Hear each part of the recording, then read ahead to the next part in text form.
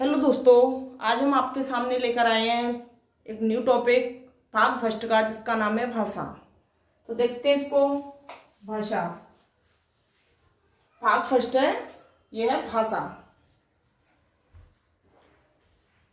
सबसे पहले जानेंगे भाषा होती क्या है। ये भाषा एक वह साधन है, जिसके द्वारा हम अपने भाव और विचारों को दूसरे के सामने प्रकट करते हैं या दूसरे तक पहुंचाते हैं। यह भाषा होती है। और दूसरे के भाव और विचारों को हम खुद समझते हैं, यह भी भाषा होती है। ओके, इसकी परिभाषा देखते हैं। भाषा की परिभाषा: भाषा वह साधन है जिसके द्वारा हम अपने भाव और विचारों को दूसरे तक पहुंचाते हैं तथा दूसरे के भाव और विचारों को समझते हैं, वही भाषा होती है। जिसमें फर्स्ट है, भाषा के प्रकार जानेंगे। जिसमें फर्स्ट है मौखिक भाषा। मौखिक भाषा क्या होती है? मौखिक भाषा होती है वह भाषा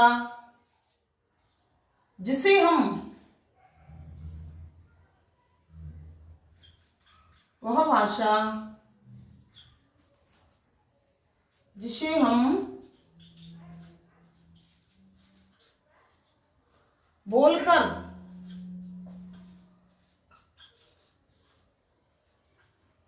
प्रकट करते हैं या कानों से सुनते हैं,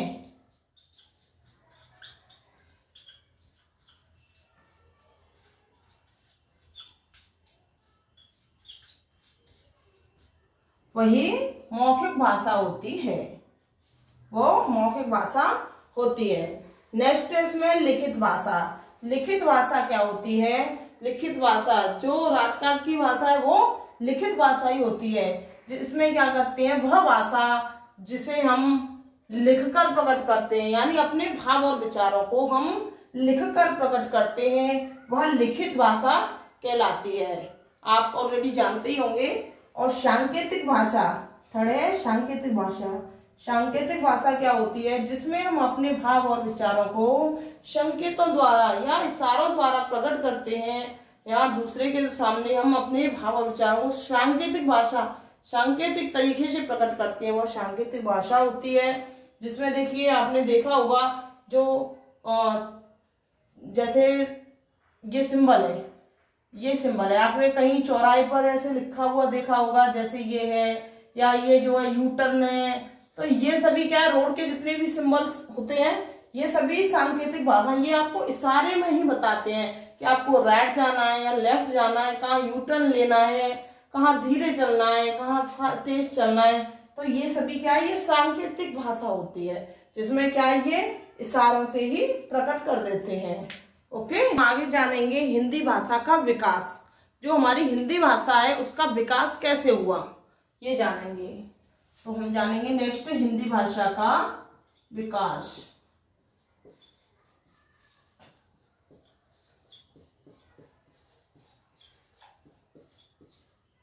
ओके, हिंदी भाषा का विकास।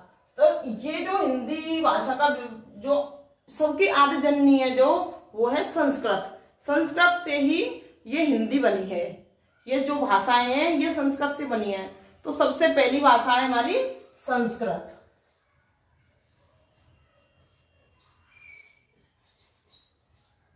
ओके, तो संस्कृत को भी ना दो भागों में बांटा था। संस्कृत भी दो तरह की थी, एक है वैदिक संस्कृत,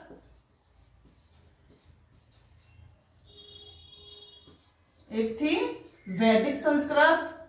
आप सभी नोट्स बनाते जाना साथ ही साथ। ओके, और एक है लौकिक संस्कृत। दूसरी कौन सी है? लौकिक संस्कृत।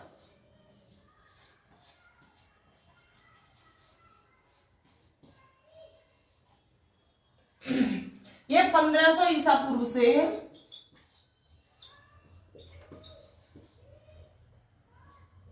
1500 ईसा पूर्व से 1000 ईसा पूर्व तक की है। और ये जो लौकिक संस्कृत है ये 1000 ईसा पूर्व से 500 ईसा पूर्व तक की है।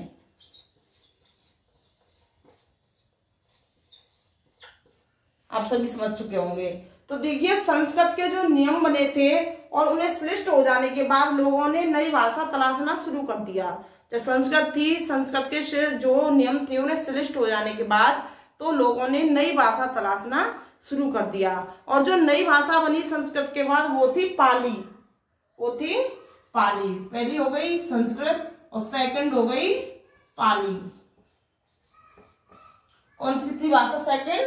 पाली। जो पाली भाषा है वो महात्मा बुद्ध के उपदेशों की भाषा है। ये जो पाली भाषा है वह महात्मा बुद्ध के उपदेशों की भाषा है। महात्मा बुद्ध के उपदेश ये पाली भाषा में ही दिए थे। महात्मा बुद्ध ने जो अपने उपदेश दिए थे, महात्मा बुद्ध के उपदेशों की भाषा कौन सी है? पाली। ओके। और पाली के बाद में कौन सी भाषा बनी? प्राकृत। पाली के बाद बनी तीसरी भाषा प्राकृत।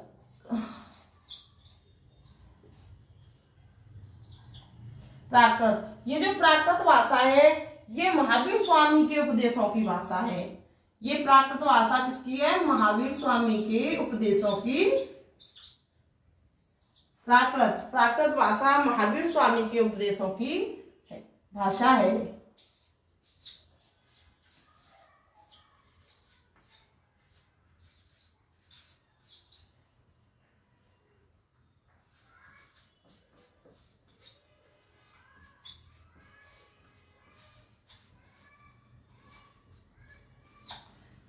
फिर सबसे पहले संस्कृत भाषा थी, उसके बाद में पाली भाषा बनी, उसके बाद प्राकृत भाषा बनी, फिर उसके बाद चौथी थी अपभ्रंश। चौथी भाषा कौन सी बनी? अपभ्रंश। और अपभ्रंश से बनी अवहट। पांचवी भाषा अपभ्रंश से बनी अवहट। और अवहट से बन गई आपकी हिंदी। अवहट से कौन सी बनी? पुरानी हिंदी जो है अपभ्रंश के बाद बन गई आपकी हिंदी। ये चंद्रदत्त शर्मा गुलेरी जी ने पुरानी हिंदी कहा है इसे, अवहट को। ये जो अवहट है इसे पुरानी हिंदी भी, इसे जो है चंद्रदत्त शर्मा गुलेरी ने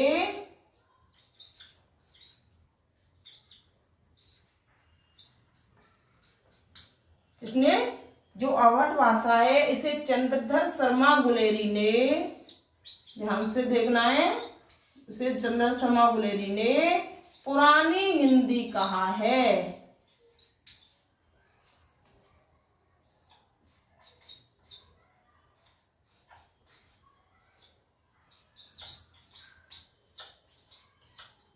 ओके।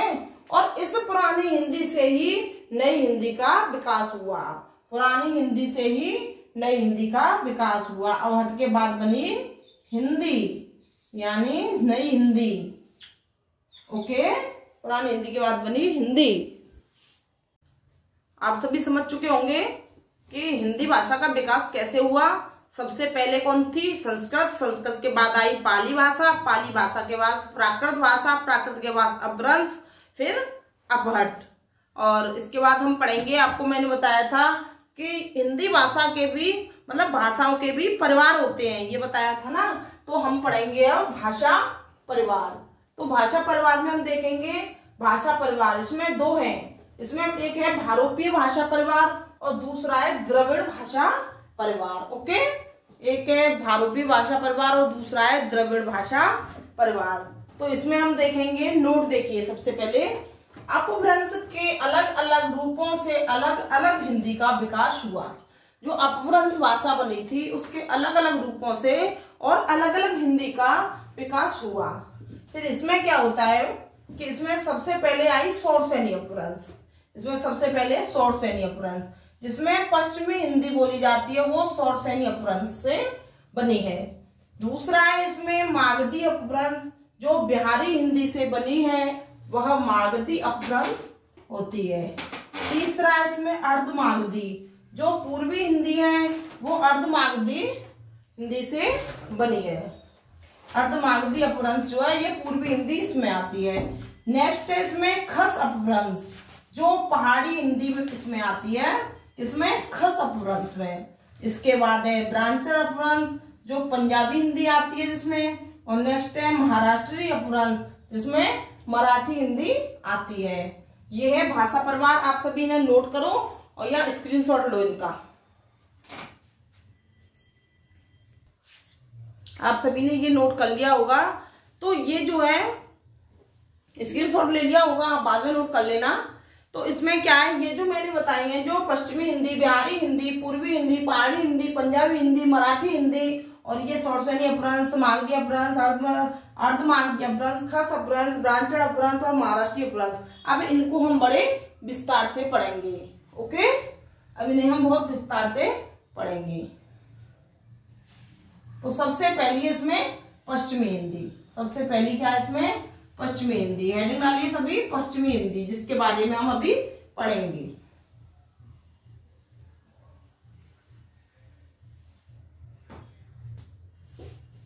सबसे फर्स्ट है पश्चिमी हिंदी।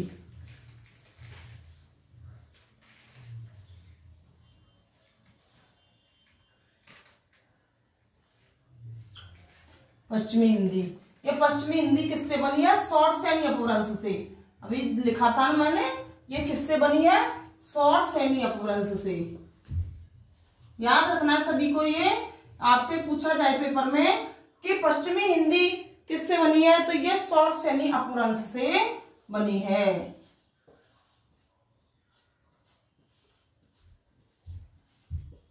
ओके, और ये मथुरा, और ये कहाँ बोली जाती है, मथुरा, पश्चिमी उत्तर प्रदेश में ये बोली जाती है। ये सबसे ज्यादा ये मथुरा में बोली जाती है, जो पश्चिमी उत्तर प्रदेश में है।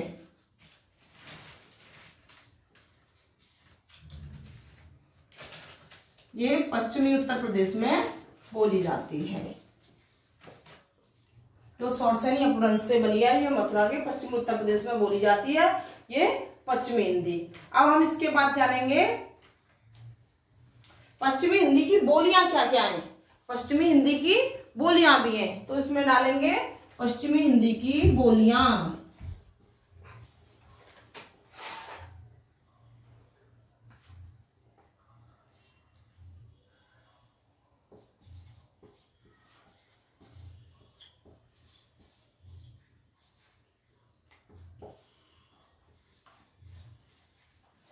पश्चिमी हिंदी की बोलियां कौन कौन सी हैं, ये लिखेंगे हम। ठीक है, इसमें है ब्रजभाषा, खड़ी बोली, बुंदेली, कन्नौजी, हरियाणवी। ब्रजभाषा देखिए,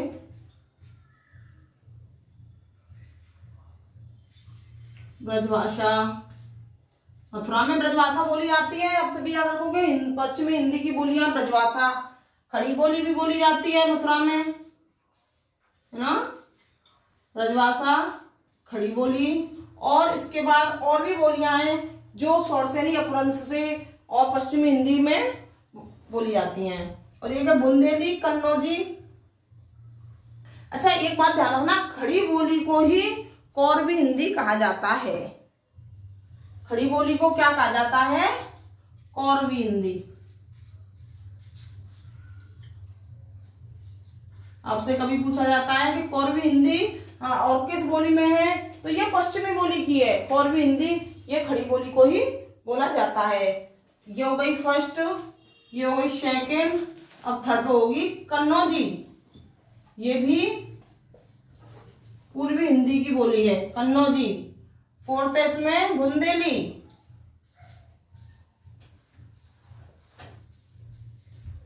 और फिफ्थ इसमें हरियाणवी।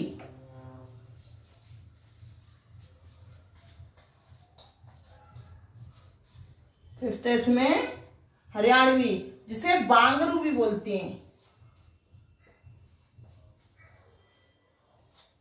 ओके, अब इसमें आता है नेक्स्ट है इसका, आप पश्चिमी हिंदी को समझ चुके होंगे। पश्चिमी हिंदी शॉर्टशैनी अपभ्रंश से है, और जो मथुरा में पश्चिमी उत्तर प्रदेश में बोली जाती है। पश्चिमी हिंदी कहाँ कहाँ बोली जाती है, पश्चिमी उत्तर प्रदेश में बोली जाती है। और पश्चिमी हिंदी की बोलियां भी हैं, जो पश्चिमी हिंदी की बोलियां हैं वह ब्रजभाषा, खड़ी बोली जिसे कन्नौजी हिंदी भी बोला जाता है, कन्नौजी, और ये से कोरबी हिंदी बोला जाता है। ये कोरबी एक है कन्नौजी, बुंदेली, हरियाणवी। हरियाणवी को बांगरू भी कहते हैं। ओके, नेक्स्ट देखेंगे राजस्थानी हिंदी।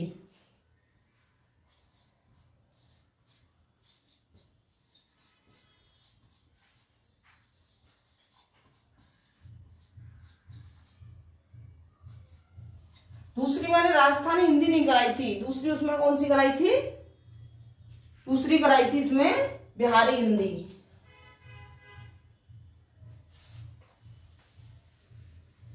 पहली थी पश्चिमी हिंदी और सेकंड थी बिहारी हिंदी। अब बिहारी हिंदी के बारे में देखेंगे। जो बिहारी हिंदी है ये मागधी, ये मगध से वर्तमान पटना तक बोली जाती है। मगध में जो वर्तमान में पटना है वहां ये सबसे ज्यादा बोली जाती है। तो आप सभी पश्चिमी हिंदी के बारे में, उसकी बोलियां ये सभी समझ चुके होंगे। और इसके बाद में हम देखेंगे राजस्थानी हिंदी। जो हमारी सेकंड थी वो थी राजस्थानी हिंदी। तो राजस्थानी हिंदी की भी बोलियां हैं। तो राजस्थानी हिंदी की जो बोलियां हैं वो है मेवाती, मारवाड़ी, जयपुरी जिसे ढूढ़ाड़ी भी बोलते हैं, और मालवी। तो सभी याद करेंगे राजस्थानी हिंदी की बोलियां कौन सी हैं। मेवाती, मारवाड़ी, जयपुरी और मालवी। ओके, आप सभी बड़े ध्यान से देखेंगे। नेक्स्ट देखेंगे इसमें बिहारी हिंदी। तीसरी कौन सी थी इसमें, बिहारी हिंदी।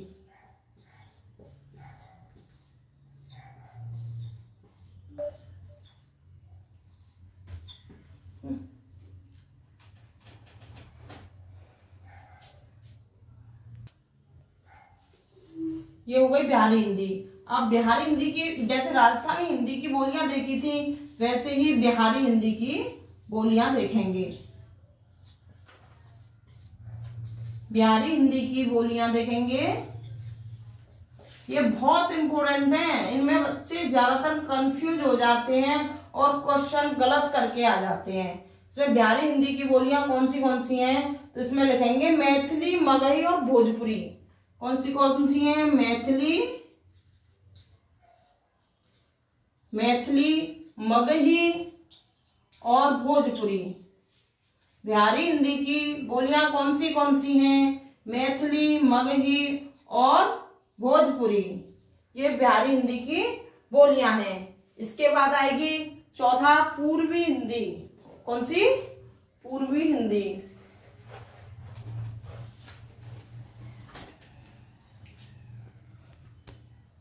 इसके बाद नेक्स्ट है पूर्वी हिंदी, जिसका विकास किससे हुआ है, पूर्वी हिंदी का विकास किससे हुआ है, अर्धमागधी अपभ्रंश से। अर्धमागधी अपभ्रंश से किसका, पूर्वी हिंदी का विकास हुआ। और इसमें अब देखेंगे पूर्वी हिंदी की बोलियां। पूर्वी हिंदी की बोलियां,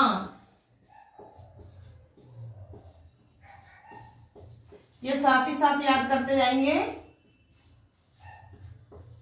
पूर्वी हिंदी की बोलियां, तो पूर्वी हिंदी की बोलियां हैं अवधी, बघेली और छत्तीसगढ़ी।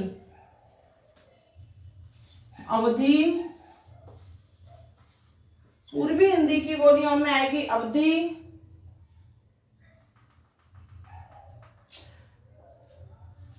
इसमें पूर्वी हिंदी अर्धमागधी अपभ्रंश से है। इसमें पूर्वी हिंदी की बोलियां हैं अवधी, बघेली और छत्तीसगढ़ी।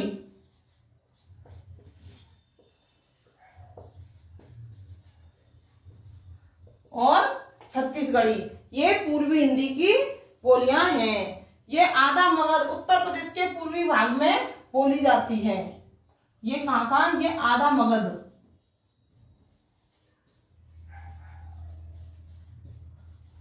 आधा मगध यानी जो उत्तर प्रदेश के पूर्वी भाग में भी ये हिंदी बोली जाती है।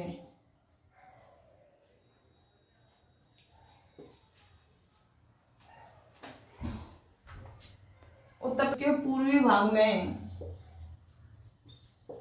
ये क्या है, आधा मगध यानी उत्तर प्रदेश के पूर्वी भाग में भी पूर्वी हिंदी बोली जाती है।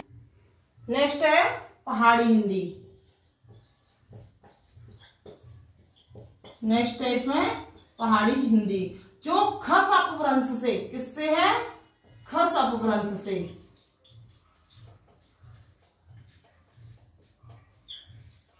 और अब देखेंगे पहाड़ी हिंदी की बोलियां।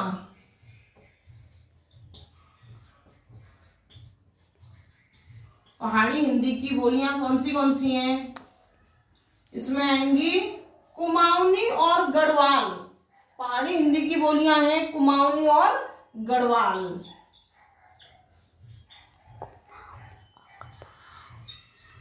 कुमाऊनी और गढ़वाल।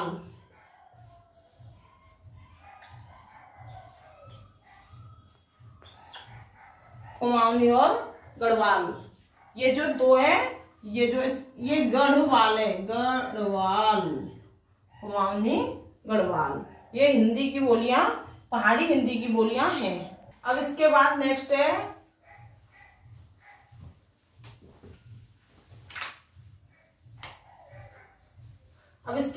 है पंजाबी हिंदी। तो पंजाबी हिंदी है, ये कौन से अपभ्रंश से है? तो पंजाबी हिंदी आपकी ब्रांचड अपभ्रंश से। नेक्स्ट है पंजाबी हिंदी।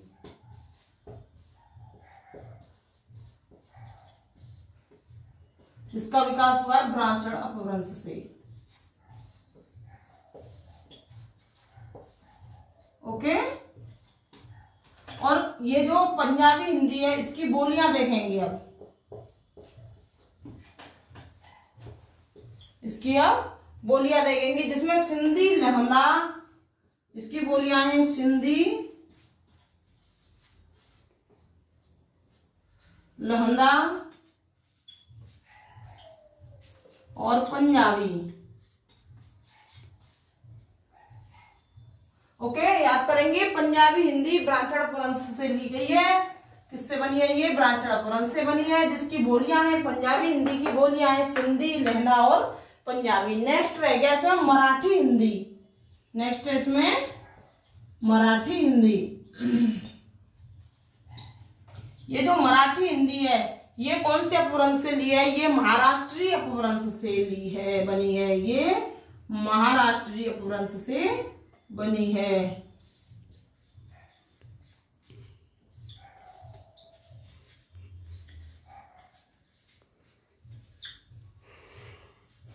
ओके, अब देखेंगे हम मराठी हिंदी की बोलियां कौन सी हैं। अच्छा, इसमें पहले एक नोट लिखो। ये कभी कभी पूछा जाता है, या ये मतलब नॉलेज के लिए जानकारी इसका होना जरूरी है। इसमें लिखो कुछ विद्वानों ने, क्या है? कुछ विद्वानों ने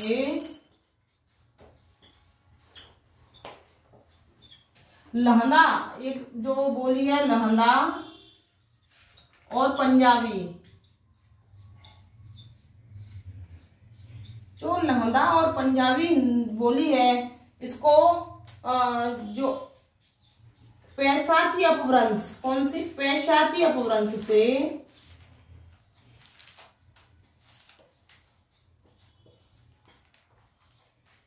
पैशाची अपभ्रंश से विकसित माना है।